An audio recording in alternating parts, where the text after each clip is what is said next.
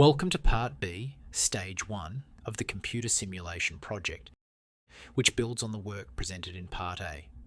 In Part A, the initial setup of the simulation was shown, and a description of the formation and reproduction of culture was presented, along with an outline of the basic economy and the nature-nurture dynamic. It's therefore recommended that these videos of Part A be watched before this one. There's links in the description. In Part B of the series, the focus will turn to simulating cultural change, starting in this Stage 1 with long-term cultural change. Before starting the simulation, here's a quick recap of its key aspects. Humans are represented in the simulation by what is referred to as humes. Each hume has a number of characteristics which include gender, age, and type of thinker.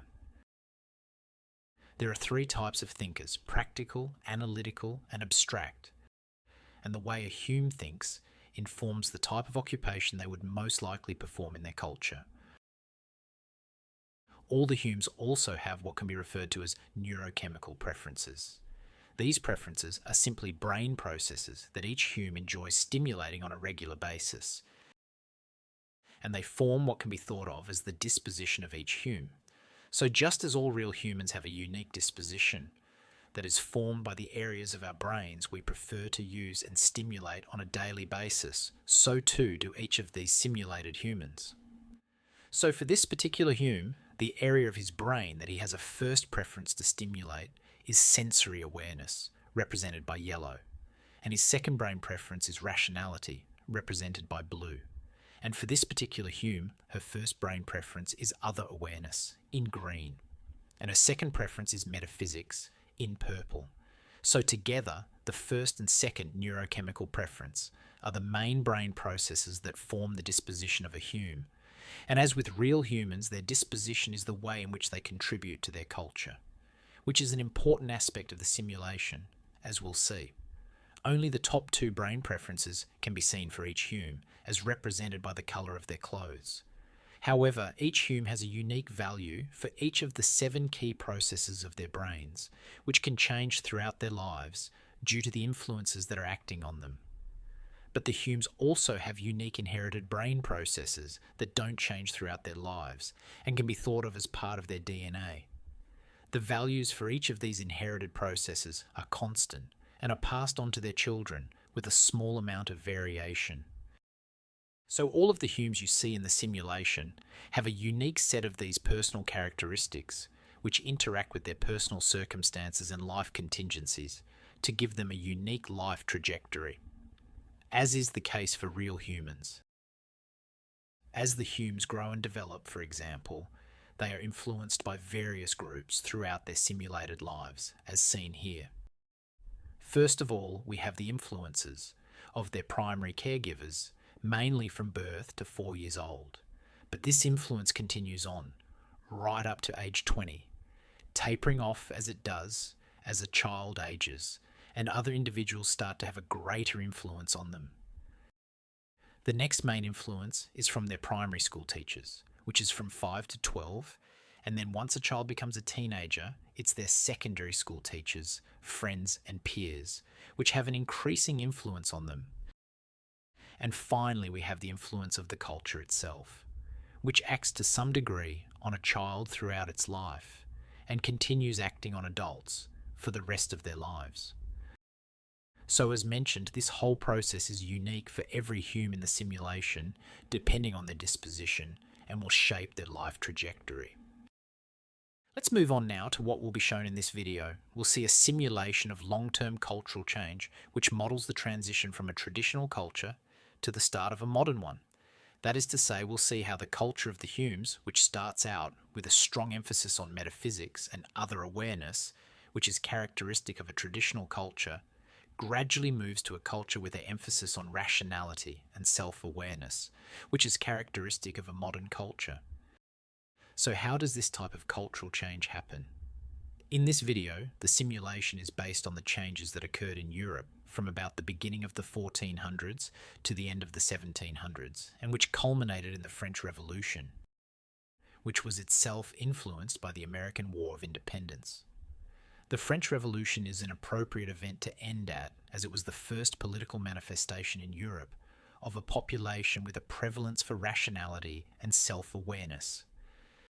And the suggestion here is that the main underlying cause of this long-term cultural change was the widespread teaching of math, and in particular, the teaching of math that used the Hindu Arabic notation, which is the modern form of mathematics. For the first time in European history, mathematics with this type of notation was taught widely across the populations of this region. This started in the 1300s and gradually increased over the following centuries. So why should teaching math be so important? Mathematics is a manifestation of rationality, and as such it gradually increased rational thinking across the European cultures, particularly with its increased dissemination after the invention of the printing press in the 1450s. And in turn, it was this increase in rational thinking across European populations over the course of centuries which unleashed self-awareness as a cultural force and subsequently resulted in the modern age, as we'll see. So the suggestion here then is that it was the shift of European populations from a neurochemical preference for metaphysics and other awareness to a preference for rationality and self-awareness that manifested and hence created modern cultures. And this shift in thinking processes at the population level was initiated and accentuated by the teaching of math over the course of about 4 centuries. Let's run the simulation now for a period of 200 simulation years, which is equivalent to about 400 real years. We'll first run it without the teaching of the new math to see what type of culture would result, and then we'll run it with the simulated teaching of math in the primary and secondary school years. So no teaching of the new math in this first run. Here's our starting population of stranded Humes as described in the earlier videos, who very quickly built the main buildings they needed to survive and thrive on the island. Using the fast forward feature now to take snapshots of the important events that occurred over the course of the 200 years. The Humes gradually spread across the island, reproducing the buildings in each new area. Now in year 50, they have their first monarch, who would be a warlord who has seized power and come to an agreement with the religious leaders. They would ordain him and claim that he has a direct link to the metaphysical world in return for maintaining their power and influence in the culture. This is the situation with all long-term rulers and emperors in all cultures throughout history, and it's the reason historians refer to them as god kings. By claiming a divine link to the metaphysical world, the population is more likely to accept, worship, and fight for them. The new monarch now begins the process of going to war.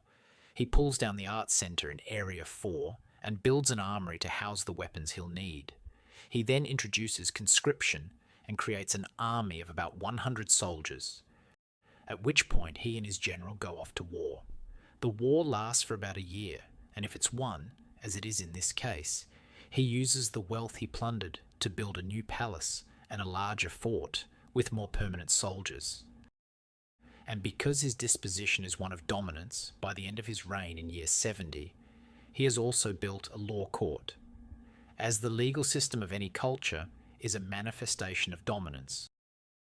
So this first monarch rules until year 70 and is then replaced by his eldest daughter, who is also ordained and seen as having a special connection to the metaphysical world. This new monarch has a disposition that favours sensory awareness, and by the end of her reign in year 80, we see that she has upgraded all the arts centres. The next monarch is her eldest son, who has a neurochemical preference for other awareness. So by the end of his reign in year 100, we see that the orphanage has been upgraded, along with the hospital and all the schools. So this is the pattern we see in all medieval cultures.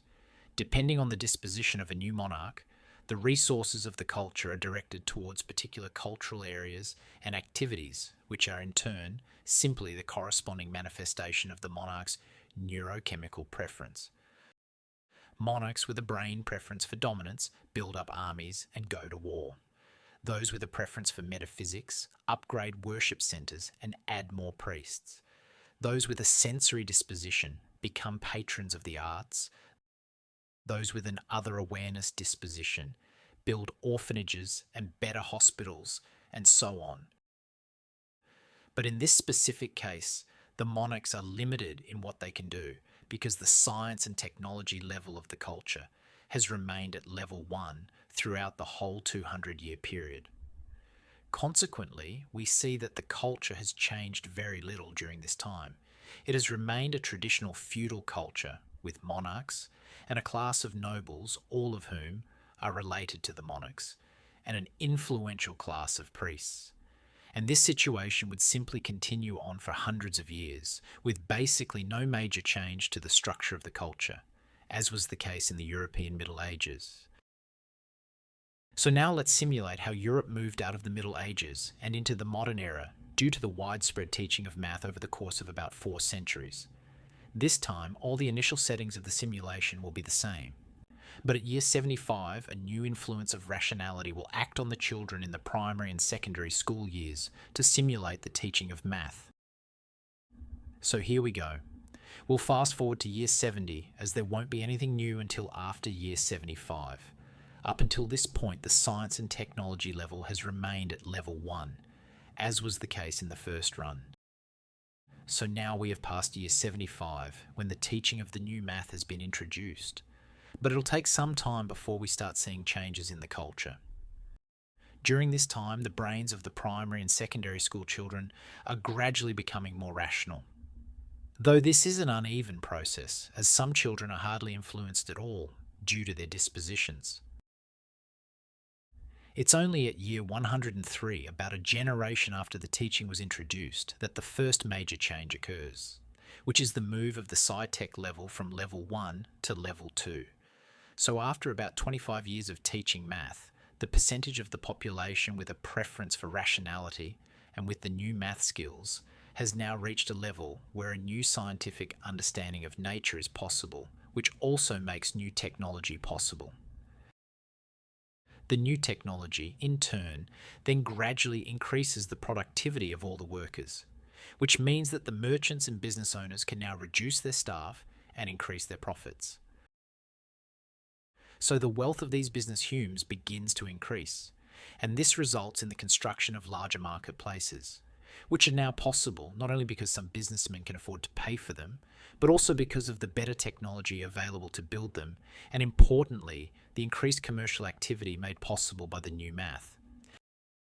This means more merchants, and therefore more humes in the population, with a neurochemical preference for self-awareness.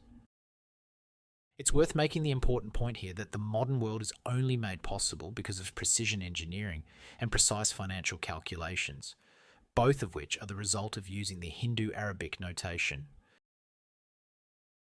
So when some historians state that the modern math notation made the modern world, it's not an overstatement. So the sci-tech level has now gone to level 2, and the new science and technology makes it possible to build large ocean-going ships and to navigate the oceans with increased safety. So one merchant uses this situation to start an international trading business. He imports spices and other exotic foods and goods that he sells to the food and goods merchants at all of the marketplaces. So we have a new wealthy merchant in the population, and also wealthier marketplace merchants who now have more products to sell. Also at sci-tech level 2, a new influence of self-awareness and rationality on adult humes is triggered to simulate the invention of the printing press, which spread quickly across Europe and greatly increased the dissemination of new ideas related to political freedom, civil liberties, the separation of religion and state, rational thinking, and so on. The printing press also greatly increased the use of math textbooks throughout Europe. Then when we get to the end of year 137, the sci-tech level goes to level 3. As the percentage of rational and self-awareness humes continues to increase, this results in worker productivity going to even higher levels, so the merchants and businessmen can further reduce their workers and increase their profits even more. At sci-tech level 3, we also see that the wealthiest of the merchants has now built the first secular university. This is important for instigating the political revolution to come, as a secular, rational education produced most of the idealistic revolutionaries of the French Revolution, who in turn motivated the French workers to revolt. So we now have a growing class of merchants and businessmen who are increasing their wealth each generation and are increasingly being exposed to and spreading liberal political and social ideas. Some of these Humes already have political influence, as the monarch chooses the wealthiest of the Humes to act as advisors, but most of them don't have the political freedom and civil rights they desire. As members of a wealthy class, they have had their self-awareness neurochemical processes stimulated from a very early age, and consequently usually have a first or second neurochemical preference for self-awareness. And this brain process manifests as ideas of personal freedom and individual rights. So this cultural group looks for a political expression of self-awareness in the form of liberty and individual human rights. But they need the help of the general working population to achieve this. So after the American War of Independence, which showed that a successful revolution was possible, this wealthy cultural group motivated the working class to revolt in the simulated year of 193, as we see here. The revolutionaries storm the palace and take control of the government. The monarch is removed and the nobility are stripped of their wealth and privileges. And this now means that we come to the end of the medieval period and the beginning of the modern period, as rationality and self-awareness now have a political expression in this culture. This simulation has now modelled the outward transition of a traditional culture to the beginning of a modern one. But let's run the neurochemical processes graph now to see what has actually been happening to the brains of the population of Humes during this 200-year period. Initially, we'll run the graph without the teaching of the new math to see what was happening in their brains when running the very first simulation. But first, just a reminder. The graph shows here the percentage of the 7 neurochemical processes of all the infants from birth to age 4. From then on, only the top 3 neurochemical processes are shown for each of the age groups. So we see the child development years here. Then the final top 3 neurochemical processes of the adult population are here, which indicates the underlying neurochemical character of the culture. So in this case, we have a traditional culture due to the high prevalence of other awareness, metaphysics, and dominance. Here we go now with the first run. No teaching of the new math. We'll start at year 30 to give the stranded population time to establish its culture.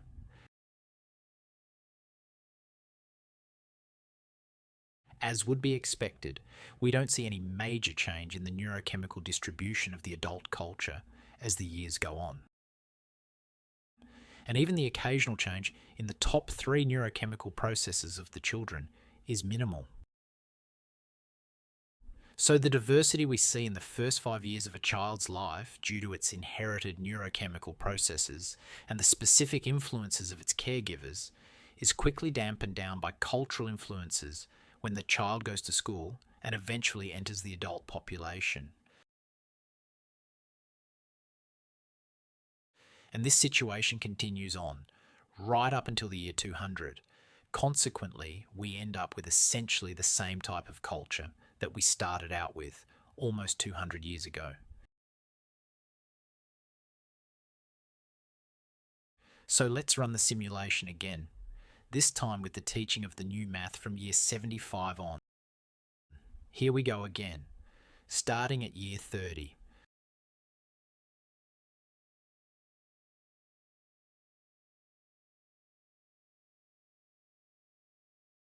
So as with the previous run, we don't see any changes up until year 75. Now we see the gradual emergence of rationality across the school-aged children.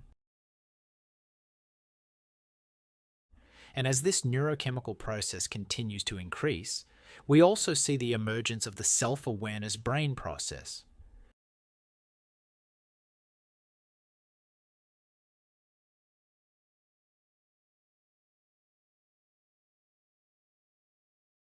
Together, these cognitive processes gradually increase their prevalence in the adult population until they become the dominant form of the culture.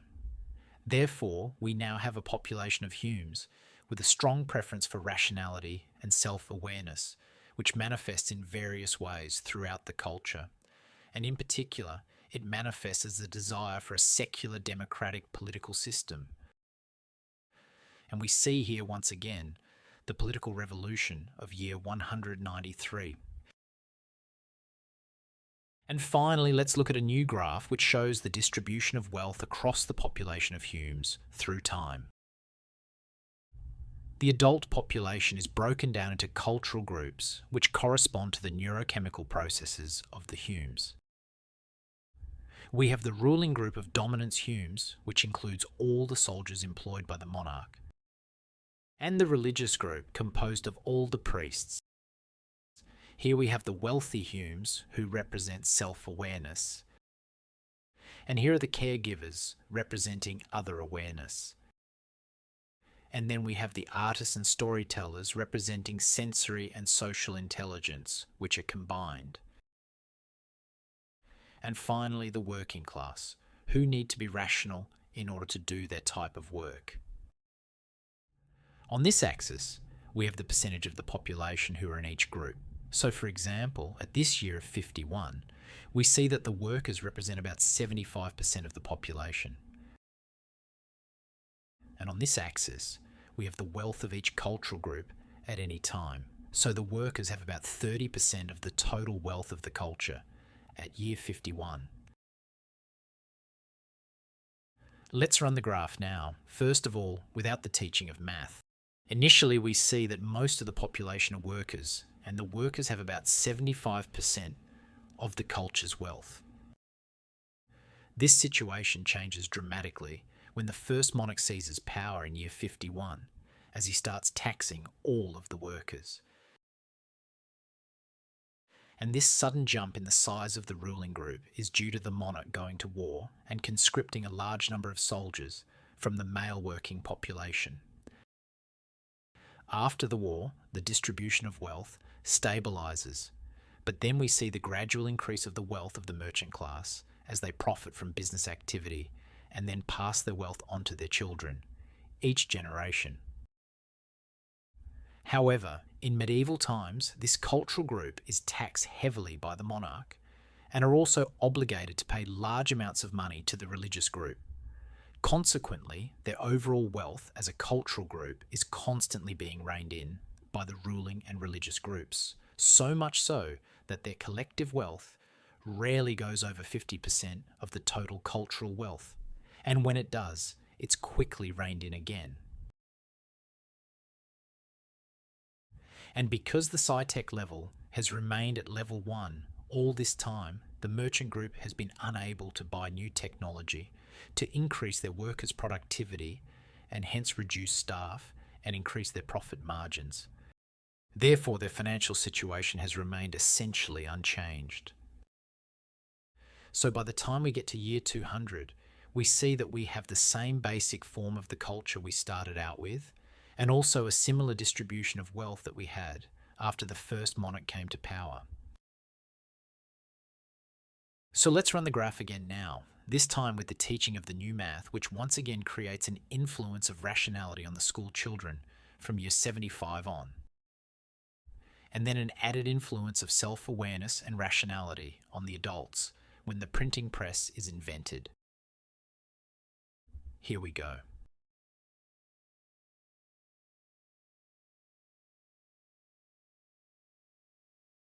Once again, everything is the same as the previous run up to year 75.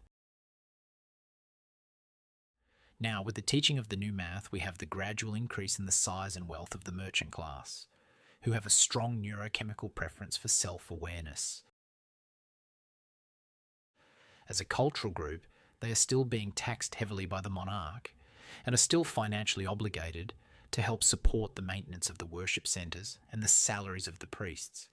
However, as the SciTech level increases, they now have new technology available to use to improve the productivity of their workers, which allows them to reduce their workforces and increase their profits. As such, their wealth increases substantially, despite the taxes and financial obligations of the ruling and religious groups. And the new math makes commercial activity in general easier to do and more diverse in its applications, which in turn increases the number of merchants and businessmen as more of the Humes get involved in commercial enterprise.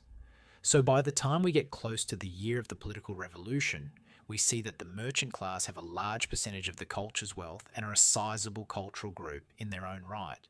And as such, they are looking for greater political representation and power, a situation that results in the political revolution of year 193.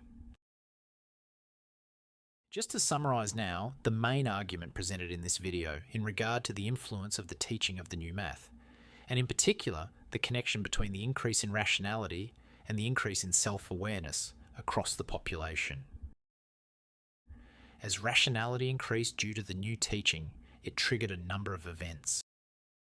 For instance, the merchant class, who are composed of individuals who have a neurochemical preference for self-awareness, significantly increased its size and wealth. This was due to the rise in the sci-tech level of the culture, which resulted in new technology that increased worker productivity and allowed merchants to reduce their number of workers and hence increase their profit margins.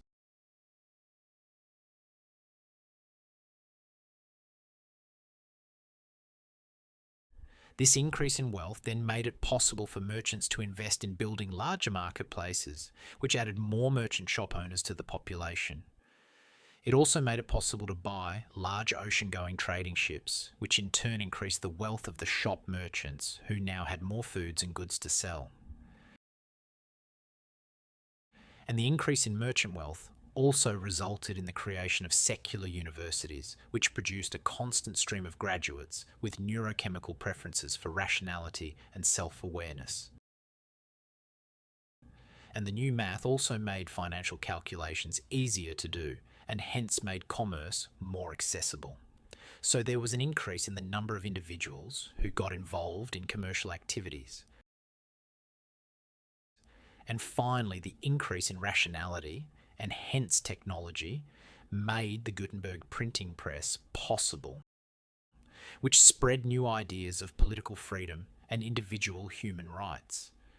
These ideas are manifestations of self-awareness and consequently stimulated the self-awareness neurochemical processes of anyone who read them. And as a consequence of all of this, the prevalence of self-awareness gradually increased across the European populations in conjunction with the increase of rationality over the course of 400 years. This now brings us to the end of the video. In the next video, the focus will be on simulating short-term cultural change in a modern culture. So hopefully you'll be back for that. Bye for now.